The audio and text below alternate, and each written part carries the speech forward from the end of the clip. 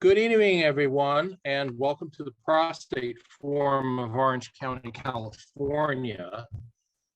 We are delighted to have Jason Alder, Ph.D., Head of Clinical and Scientific Affairs for ExoDx, as our guest speaker tonight, addressing ExoDx, a simple urine test for prostate biopsy decision-making.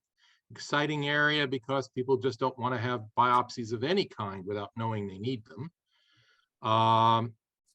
Along with that, what we do here at Prostate Forum of Orange County, monthly presentations like the ones you're about to see, information as to when to start detection, your prostate stimulating antigen labs and your digital rectal exam to mitigate post-surgical and ways of mitigating post-surgical effects such as incontinence and ED. We have Zoom meetings of our active surveillance newly diagnosed group, which is the second Tuesday of each month, and our advanced disease group, which is usually the fourth Tuesday of each month. Watch out, in September, it's going to be the third Tuesday.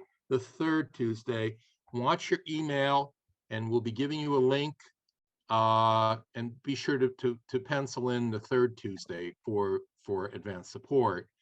Zoom meetings of our active surveillance newly diagnosed groups, of course. We don't provide medical advice in our groups. We share personal experiences. Both groups are co-led by Dr. Charles Metzger, MD, who is retired, and Ira Caggett, who is very much here tonight. Please check out our website at prostateforum.org, which includes meeting information, calendar, resources, an extensive presentation library, as well as information that you'll need to participate in our support groups. All services are free of charge. We work on a donation-only basis, and if you sign up in our email database, we'll get you Dr. Metzger's newsletters on cutting-edge medical developments, and those are most Saturdays and delivered to your email. Just some simple things. Please mute yourself until it's time for Q&A.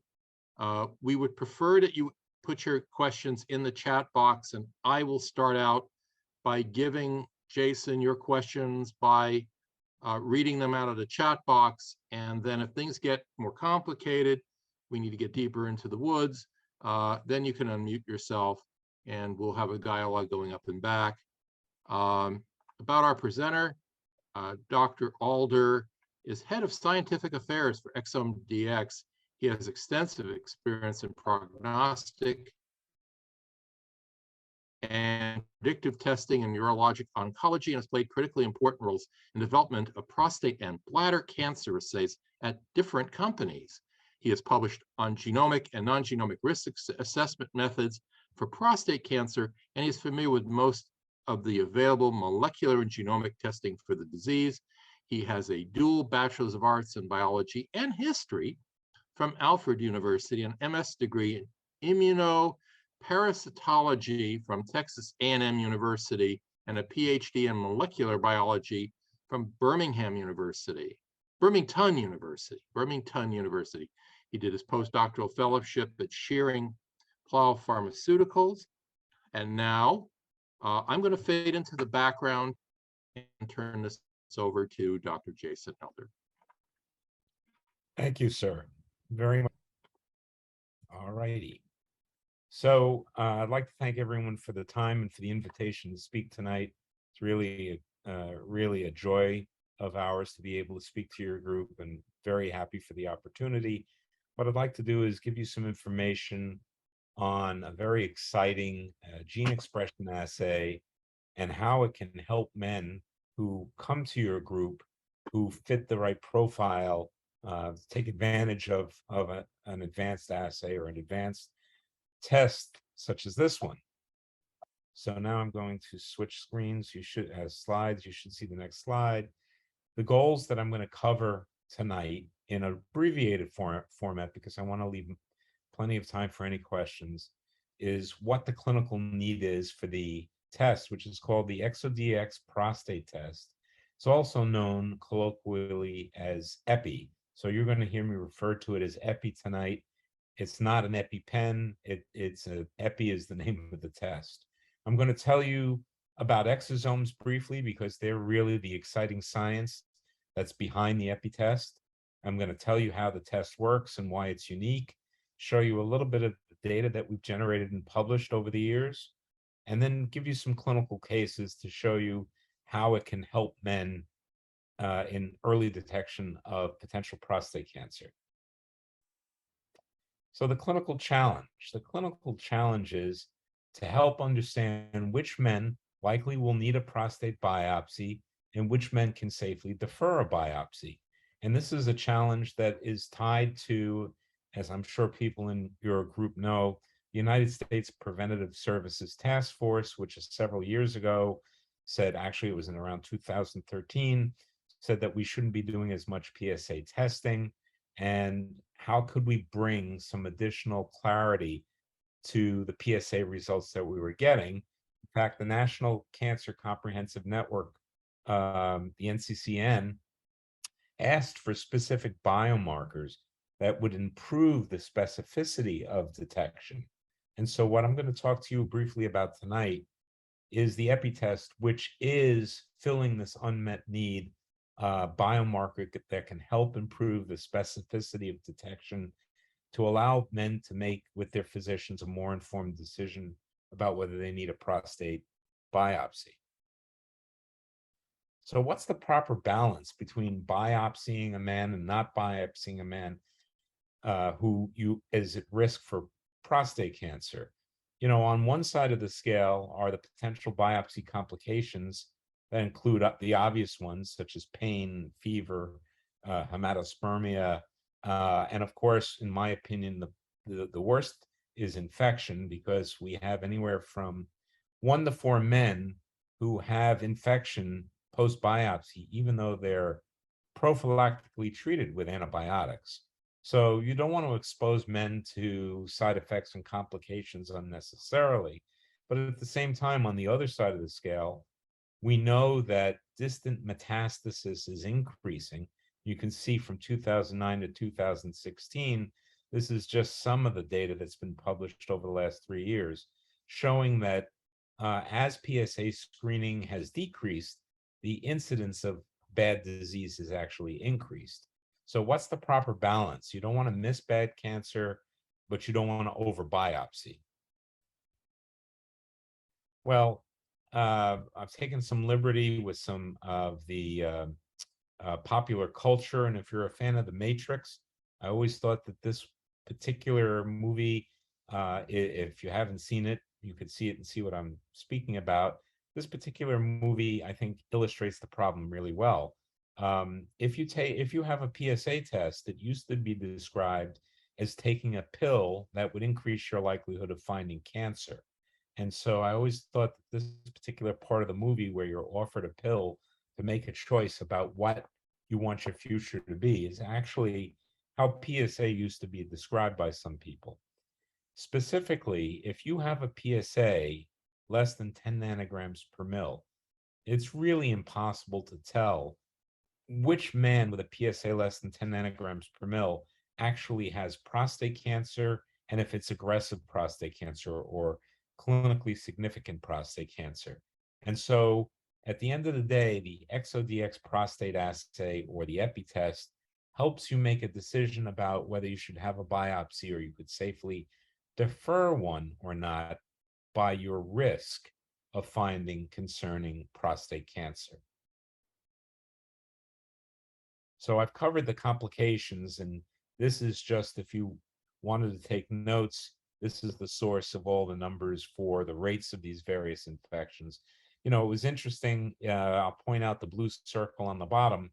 There was a study that came out of Europe that showed that 1 in 20 men regretted having a prostate biopsy.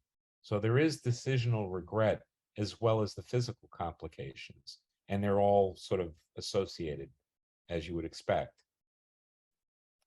And this is the source that I showed you before. It gives you a little bit easier perspective on the increase of incidence of of distant metastasis, and you can see the excessive increase of metastasis has occurred pretty steadily since 2009 through 2016 when it was measured in this particular study. So we do have a problem, and I think anecdotally, when you talk to clinicians in the United States, certainly the ones I've talked to will tell you that they're seeing more high-grade cancer anecdotally more often than they used to see, and the data that's been published supports this. So let's talk about the test. And before we do that, we have to explain what exosomes are. It's even in the title of our company name, ExoDx. So exosomes are unique, groundbreaking science. The first thing to know about exosomes is that they're really, really small. We measure them on the order of nanometers. And a nanometer is 1/1000th of a meter. The prefix nano is Greek for dwarf, and this is not my slide. I'm citing someone that I found I thought did a really good job of trying to lay this scale out. Now, the diameter of human hair could fit 1,000 exosomes spanning the width of one human hair. And exosomes are really small. They're on the order of 30 to 200 nanometers. So they're really, really small. They're on the size of viruses. If you take a look at a typical red blood cell, you can see how much bigger on the scale a red blood cell is than either a virus or an exosome. So these exosomes are really small. In fact, that's part of the problem. For a long time, it was hard to find them and understand them because they were so small. So what are they? Well, they're released by all cells. Pretty much any cell in nature releases exosomes, and they're small bubbles. Hence, you see the bubble picture from the National Institute of Health. They're small bubbles released by all living cells. They contain composition of the cell that secreted or shed them. They contain RNA, they contain DNA, protein, fats, and it's now finally understood that they're a form of cellular communication. Classically, when we went through school, if you took biology, you would learn about endocrine pathways, paracrine, autocrine, and neuronal, and so forth. The four classical methods of how cells would communicate with one another. It's now known and actually already in new textbooks that exosomes are the latest form, a new form of cellular communication. They travel from one cell that shed them somewhere in the body to another cell somewhere else and provide direction between the two different cells over vast differences. So what are the implications, especially for research in medicine? Well, I thought tonight I'd just give you a couple of my favorites. We now know that ticks secrete exosomes into people when they bite. And everyone is familiar with Lyme disease, which is very prevalent in the Northeast. I come originally from Connecticut, where we had a very big Lyme problem.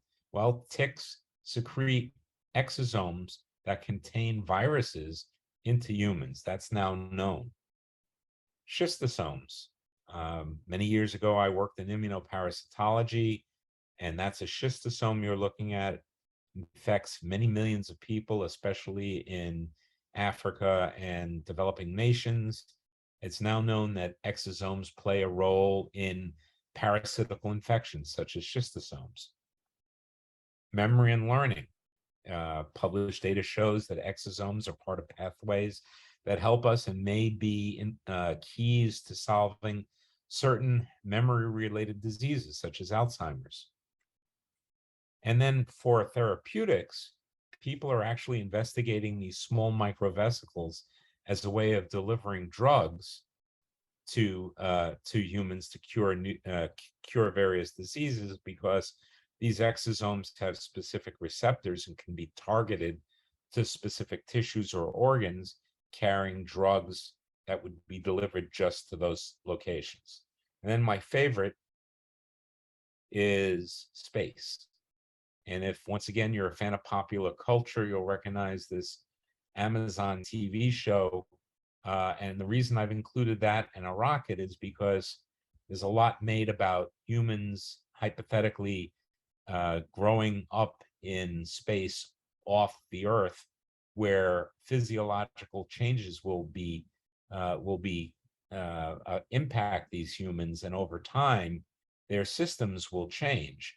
And so we actually have published several times, and we have a new paper coming out right now with NASA, where we've been looking at various physiologic changes in astronauts that have been living for long periods aboard the International Space Station. And then that rocket is part of the overall space motif. My son works for a rocket ship company in Long Beach, California, so I always get that plug in. So EPI, if we transition from exosomes as the platform technology to EPI. It's a urine-based test. So it's simply as easy as peeing into a cup. There's no digital rectal exam required. In fact, we prefer that none be done. And we capture the exosomes in the urine, and we break them open, and we look at the expression of 3 specific genes: PCA3, ERG, and SBDEF. And then there's no DRE. And we also have a home collection kit. So as part of the process here, in a very busy medical practice, if the doctor would prefer that the patient collect the urine specimen at home, there are home collection kits that are mailed to the patient's home that are then mailed back to us for analysis and reporting to the clinician. So EPI suggests which patients might be able to defer biopsy, avoid biopsy, and which men have a higher risk of finding high-grade prostate cancer, which is defined as a Gleason score of 7 or higher. The test is deliberately designed to ignore patients who might have grade group 1 or Gleason score disease, Gleason score of 6 disease. It's only tuned to expect to tee up patients for biopsy at risk of Gleason 7 or higher, and help suggest which patients can then avoid biopsy because they're so low risk. Really critically important compared to a lot of the tests that are currently commercially available, EPI provides clinically independent risk assessment. In other words, it doesn't require PSA, it doesn't require age, DRE status. It only is based on the gene expression of 3 different genes. Many of the tests that are currently available incorporate clinical features such as PSA, other features, age, and those provide often a good chunk of the answer that you get back. In this particular case, you're getting a completely independent perspective that is not tied to the clinical features that you're basing it on, although it is meant to be used with the context of all the clinical information you know about the patient. When you're a physician instructing the patient on making this decision or working with the patient to make this decision, you incorporate the EPI result with everything else you know clinically about that particular man. And then finally, the score on this test goes from 0 to 100, but at the particular threshold of 15.6, that is the dividing line between lower risk and higher risk results. And at that specific threshold, the negative predictive value of EPI, meaning the likelihood that you would not find a Gleason score of 3+4 or higher, also known as grade group 2, is 91%. And the likelihood of not finding grade group 3 or higher, which is also known as a Gleason 4+3, is 97%. So the test is really quite good at helping inform which patients are at low risk for finding concerning cancer on biopsy and which patients are at higher probability.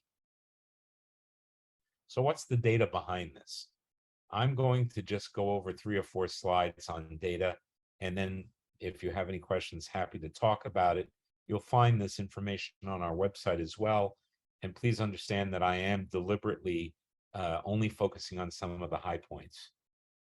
So we've done a lot of data. We've looked at thousands of patients across multiple studies, from everything from biomarker discovery, which is the start of this process, all the way up to our clinical utility study, which I'm going to mention.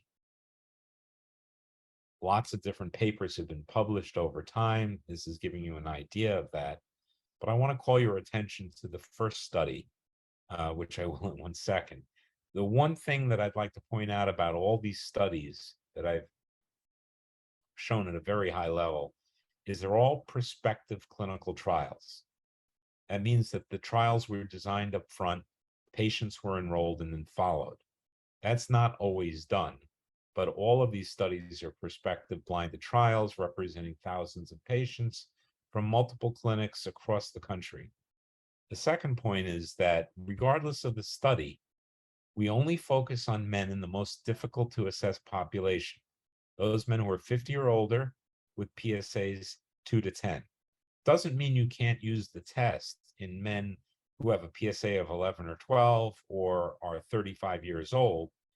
These inclusion criteria come from what's called the Psa Gray Zone between 2 to 10, where it's really impossible to distinguish whether the PSA number in that range actually means anything concerning. And 50 is based on the original guidelines that came out around the time that this first study was done.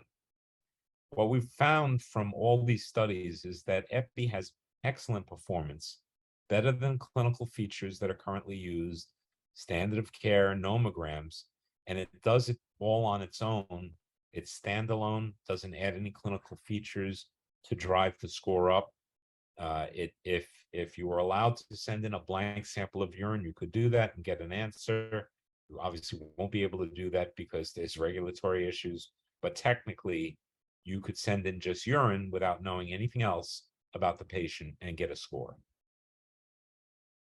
First study was published, first validation study was published in the Journal of the American Medical Association, one of the most prestigious medical journals that's available.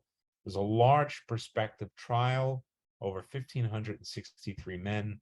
You can see its clinical trial number there. Again, PSAs were between 2 to 10. And what this study showed was that EPI significantly outperformed PSA, the prostate cancer prevention trial risk calculator, which is a combination of PSA and age and clinical features, a standard of care SOC, a standard of care calculator that was developed in-house to try to optimize clinical information. And what you're looking at in the bar chart is the area under the curve, which is a mixture of sensitivity and specificity. What you can see if you look at the PSA bar in green is that it has an area under the curve of about 0.55. This is a probability scale, and 0.5 is the equivalent of tossing a coin and getting a 50-50 answer. So PSA in this study would predict high-grade cancer on biopsy as well as flipping a coin to make that determination. If you look at the blue bar next to it, the nomogram, the prostate cancer PCPTRC calculator, which incorporates clinical features as well as PSA, you can see it does better. SOC, standard of care in-house calculator, does about the same. But when you get to EPI in the dark blue bar is when you see significant overperformance of suggesting which patients would find or avoid high-grade cancer on biopsy. When you combine standard of care with EPI, which is the orange bar, you don't find a real change, which means that EPI is capturing most of the information, the predictive prognostic information that you would hope to see, and that therefore you don't need to have clinical features mixed in with EPI to get this kind of performance. So this was the first validation study that we did that showed that. Since that time, to get into the NCCN guidelines, which EPI is, we had to produce 2 separate validation studies, which we have done, and subsequently the test was included in the NCCN early detection guidelines. The validation performance is really, really transparent, straightforward. The numbers, when you go through the paper, are right there. It's easy to calculate. I've done some of the math here just to show you how it lines up. Sensitivity for finding Gleason 7 or higher disease is 92%.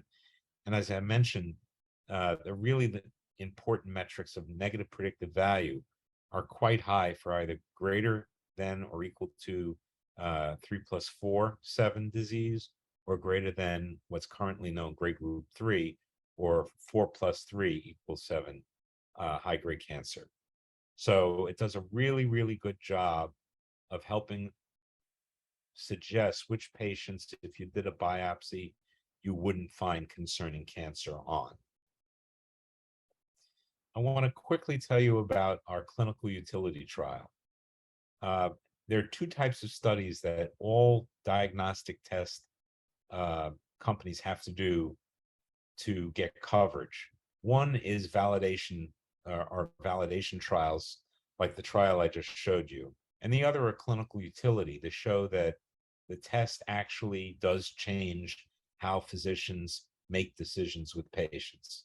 So this is our clinical utility study, and it's really unique in biomarkers for prostate cancer, certainly in the early detection piece of it, which is where this test is used. Large study with over 1,000 patients, done in collaboration with a payer, Care First, Blue Cross Blue Shield. And this is a randomized controlled trial, which means that it provides level 1 evidence, which is the highest level of evidence you can find in one of these types of studies. Again, the people who were included, as in all our studies, 50 or older with PSAs between 2 to 10, because that's where the most value is in trying to understand what their risk is for concerning cancer. If you look at the arrows that are going to pop up, the way this study was done, if you look at the black arrow, urine was collected from every patient that was enrolled in this study. And as you can see, there were over 1,000 patients enrolled. These patients were consented, they were asked some questions, and then their specimens were sent to the company's laboratory, and an epi test was performed on every single urine specimen. But after that, the subjects were randomly assigned into one of two groups, two arms, if you would. In the arm indicated by the green arrow, those physicians, when the patient came in for having their initial biopsy decision, they also got an epi result from us in addition to the clinical features they already had about the patient. And they used the epi result to make a decision with the patient, shared decision making about what they should do. Should they have a biopsy? Should they not have a biopsy? But in the other arm, the control arm, also known as the standard of care arm, the physicians did not receive the epi result back and were simply told to use the same standard of care treatment to make a biopsy decision with the patient that they always did. And that could include and did include everything from PSA, the patient's age, the patient's race or ethnicity, whether the gentleman had any family history of prostate cancer. They would have also used other biomarkers. They could have used commercial biomarker tests. They could have used PSA density, percent free PSA, and so forth. They used whatever it was that they normally use. And what we did was then measure the biopsy decisions and cancer that was found in each one of these two arms. So let me show you what we found. What we found, and this is a little bit complicated on this chart, I just want you to look first at the y-axis, which is the axis that goes vertically. And what you'll see is that this is the rate of biopsies that were performed, going from 0 or no biopsies to everyone having a biopsy. And on the bottom, on the x-axis, are the epi scores. And what you're looking at here are epi scores going from 0 all the way up to 100. So epi scores are increasing along the bottom, and the rate of biopsies is increasing as you go up this axis. The beige line that you see at around 40%, that's actually 39%.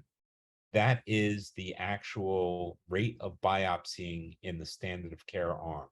In other words, 39% of those patients had a biopsy. And what you're looking at in the dark blue line, that's the rate of biopsies done in the epi arm, the people who had the epi result. And what you're seeing is that as the epi score increased, the rate of biopsying increased. When the epi score was low, there was really very little biopsies that were done. As the epi score increased, you saw more biopsies being done because these are the patients who probably should have had a biopsy, and the patients at the low end are the patients who could likely avoid a biopsy or safely defer a biopsy. This wavy blue river is not from this study at all. It's from our other studies. And what it shows you here is the actual incidence of Gleason 7 or higher cancer. And when epi scores are low, there's a very low incidence of Gleason 7 or higher cancer. As epi scores increase, you'll see an associated increase in the rate of Gleason 7 or higher cancer. So what do we take away from this whole slide? What we take away is better quality of care for men, because when you are at low risk for finding high-grade disease, you can safely defer biopsy. And when you are at higher risk, it's not a guarantee you'll find something, but those are the men who are at higher risk for finding something and should more likely have a biopsy after consultation with their physician about what it means in their specific situation. So what were the bottom lines from this study? Bottom line was that epi, as I just mentioned, improved the quality of care. It increased patient compliance with what the physician recommended to do. And as a result, it actually caught 30% more high-grade cancer in the epi arm than in the control arm. I'll say that again. This study showed that in the epi arm, more Gleason 7 or higher cancer was found than in the standard of care arm was not, and would have been delayed until the next time, if there was a next time, that patient ultimately had a prostate biopsy at some point down the road. So the reason that this occurred is because more of the right men were going to biopsy as opposed to the control arm, where standard of care doesn't have a really good way of helping you determine which patients should go for a biopsy. That was not a finding we expected to find, but it is one that came out of this particular study.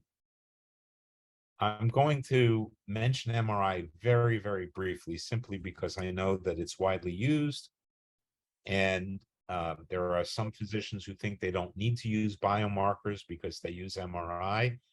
And we believe that epi and MRI are actually complementary. It's not that one is better than the other. They're good at different things. They provide a layered approach to better assessing risk. And so when we talk to physicians, we talk about how they might find value in integrating epi into their use with MRI. And I'll make a specific point here about MRI. We know, if you look at the red box, we know that MRI are better at finding bigger, bulkier tumors. And if you look at the green dash box, this is a study that shows you above this line in this box were all the tumors that were detected, and below this line are all the tumors that were missed based on size. So here are small tumors, 1 to 5 millimeters, so less than a half centimeter, 6 to 10 millimeters, so from a half to 1 centimeter, 1 to 2 centimeters, and greater than 2. And what you'll see is that if you have a small tumor, MRI missed most of those, less than a half a centimeter in diameter. They missed 90%. And then as tumors got bigger, here's from a half to 1 centimeter, it missed less, but it still missed quite a few. And you'll see the same trend. As tumors get bigger, MRI detects more.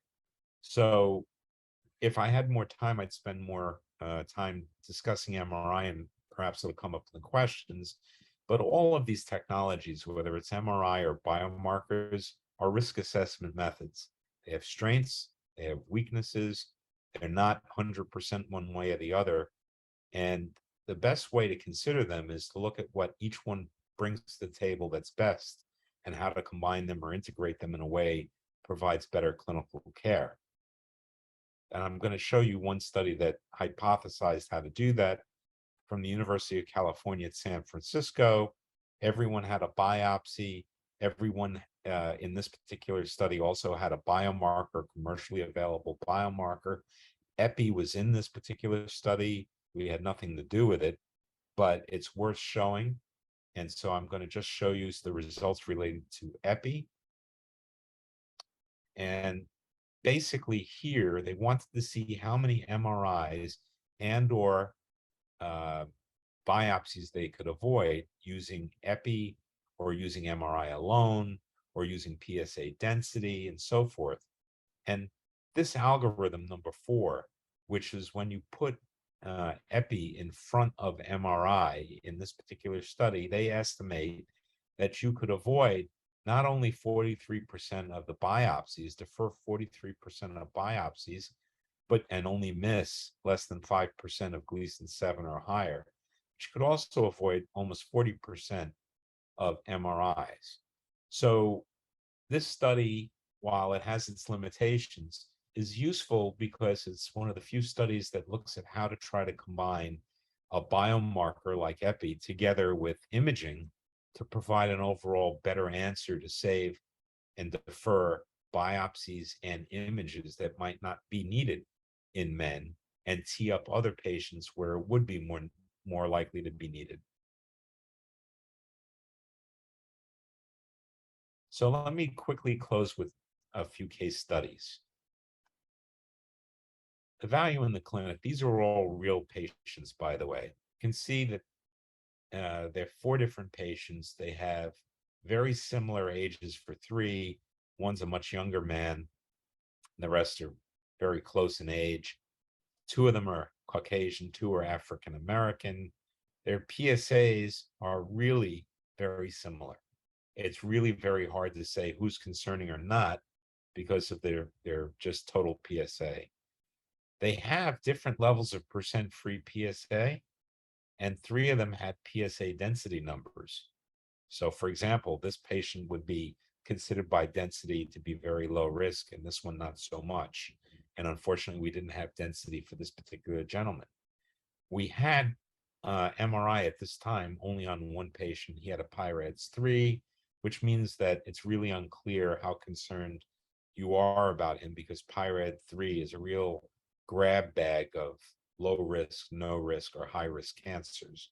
So looking at the clinical information that you have on these particular gentlemen, you have to make a decision today about who should have a biopsy and who shouldn't.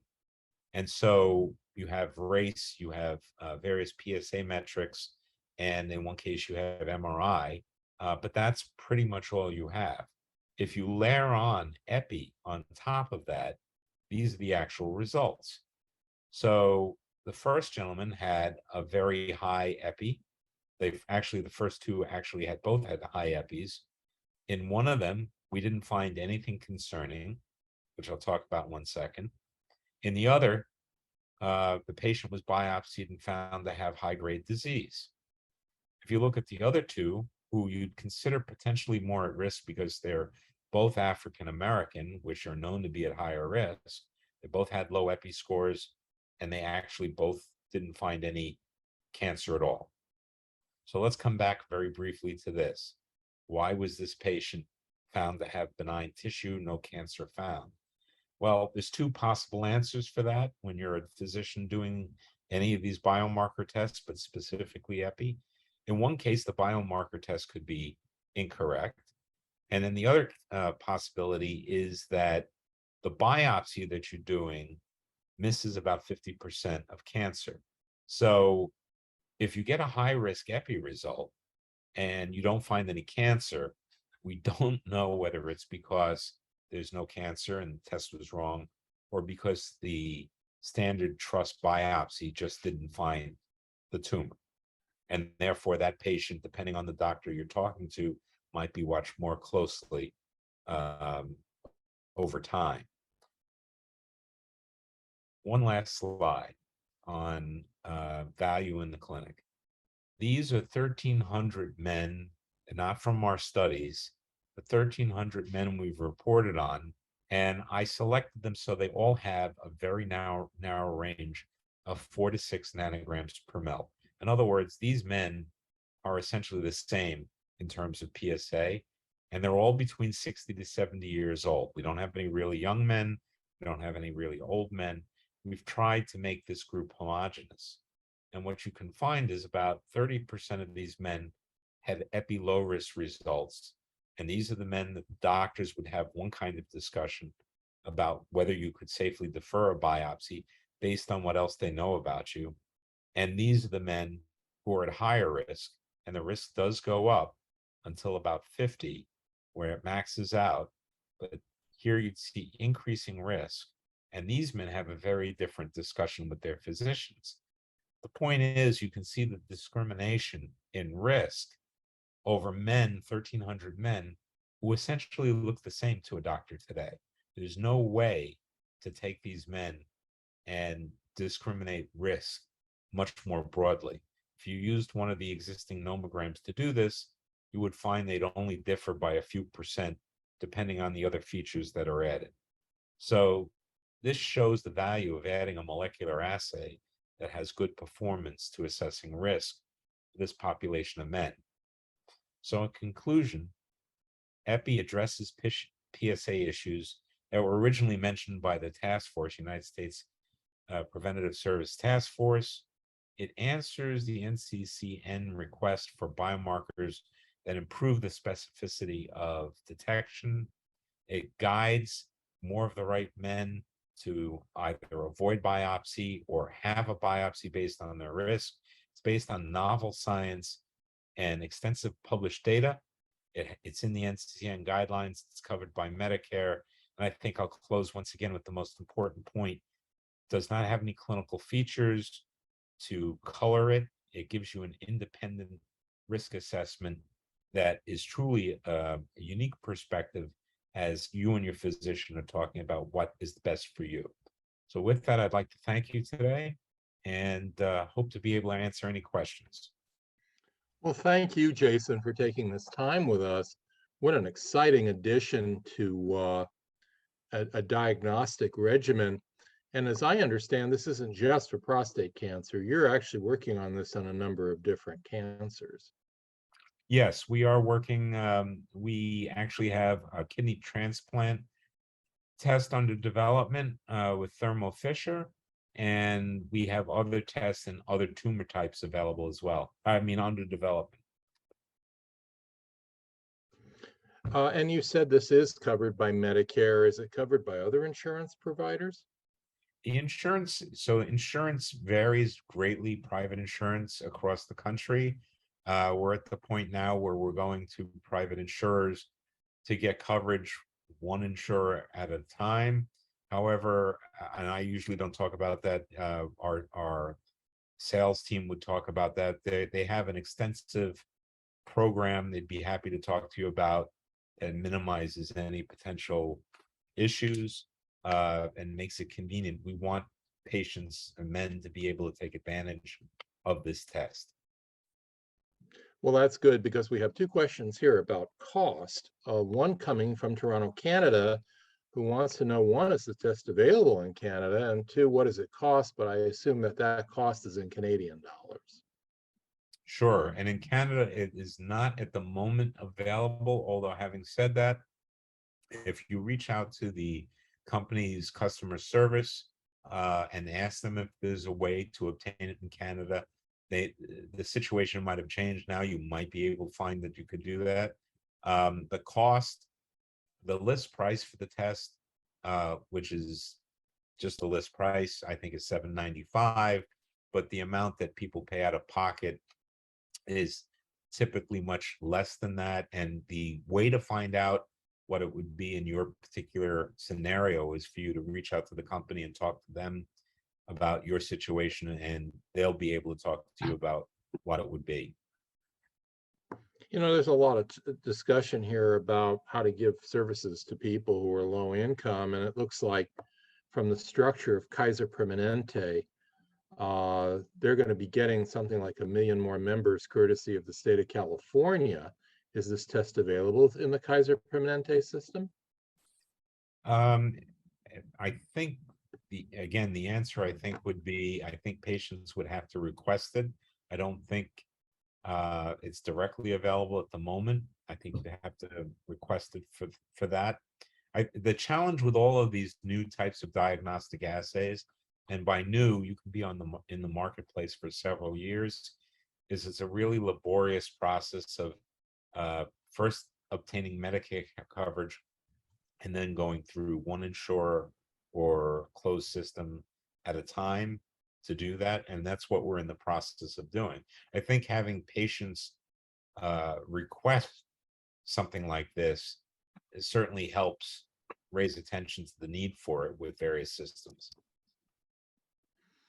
Lyle has a question here, and it looks like he had an Oncotype DX test in 2013, 9 years ago, and the result was 35 GPS. However, his PSA jumped to 10 points, 0.0, and decided to have radiation procedure done on prostate cancer in 2021. He'd like your opinion, and I assume, I mean, it looks like 9 years have passed. I assume what Lyle's asking about here is how the test might have been more predictive today than it was 9 years ago. Well, it's again, I don't know the specifics, and it of course is not a test that that we offer, but I will say that that's a tissue-based test. So it was based post-diagnosis to provide an assessment of risk after you're diagnosed. And so I can't answer the gentleman's question in particular. I just noticed the difference that this is where this test, where EpiFits is prior to actual diagnosis of cancer. It's helping make decisions on biopsy with suggesting which patients have higher or lower risk of finding concerning cancer. And then a test such as Oncotype would be, once you're diagnosed, how concerned should you be with what was found? But I can't be more precise about that. Okay. Context. Okay. Nicole has come in here. Maybe Nicole, you can introduce yourself too. It looks like there's a customer service number. You folks may want to write this down. It's area code 617, which I take it is a Massachusetts area code. So be aware, I guess we're dealing with Eastern time here. 617-588-0500. Hi, Nicole. Good to see you. Hi, happy to answer any questions that you guys have in regards to obtaining the test, cost, anything I can help with. Well, let's talk about that patient assistance program and how that works. Sure. So what we do with our patient assistance programs, it's called ExoCares, is we originally will submit to any insurance that a patient has. So if it has Medicare, it's covered at 100% with no out-of-pocket costs for the patient.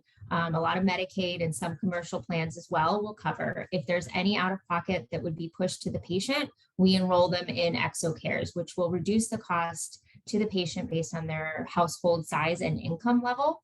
So that will help us be able to give them a reduction and make sure that the test is affordable for every patient. Outstanding. We have a few more questions here. How does Epi compare to Select MDX? Is that another tissue-based program? No, that's a urine-based test. Do you want to handle that, Nicole? All right. I'll give that. Well, no, so I'm kidding. You go ahead. I'll give that one to you. Yeah, thank you. No, so Select and the other tests similar to that are heavily dependent on clinical information. And so one of the things that I stressed during my discussion tonight was the importance of having tests that are not driven by clinical information. So you get a completely independent perspective, and so that would be the biggest advantage. Excellent. Gary wants to know, I've had 2 biopsies. The second one was after an MRI that showed 2 suspicious areas. However, now high-grade cancer found. Should I consider an epi test in the future? What would be the advantage or disadvantage of doing epi in the future now that high-grade cancer has been found? Yeah, I don't really think there would be a benefit, because if you've done a biopsy and found, if I understand correctly, a biopsy was done and found high-grade cancer, then we wouldn't be indicated for that. Can you hear me? Yeah. I made a mistake on that. No cancer was found. Oh, I see. Yeah, I typed that wrong. No cancer was found. So I'm just wondering if in the future I should consider an epi test. So it's, if you were to ask me for specific data about what the proof is where one can help in a situation like that, there's no published data yet. However, having said that, there are physicians that use epi with MRI when they've gotten different types of MRI results to either confirm to the physician that or alleviate their own concern that maybe the patient doesn't have a high-grade cancer, or if the epi answer comes back higher than they would expect, even though the MRI looked low, these physicians would watch them more closely. But this is all very much up to the individual physician, how they practice medicine. And I think what you'd have to do is talk to your clinician about the test. I'm certainly happy to tell him more detail about the test if he wants, and then he would tell you whether he thinks that there's a way he'd feel it would be appropriate to use it. Okay, thank you very much. You're welcome. Outstanding. Anybody else have any questions they'd like to place in chat? I think while you're thinking about the questions, I'm going to share something. We are an all-volunteer organization here at the Prostate Forum of Orange County. And as such, we depend upon volunteers and your donations to move us forward. We do not have grants. We do not have salaries. We do not have income sources of any kind other than your help. So we're delighted to take your checks. Even small checks are welcome. Here's our address, 1519 East Chapman, Box 380 in Fullerton, California. We are an IRS 501c3 nonprofit, and we do have things like Zoom, YouTube, mailing, Wix website hosting, and all that to pay for, and a certain amount of federal and state regulatory that costs us money. We also very much need your help, and you can work from home anywhere in the country. In fact, anywhere in some other country.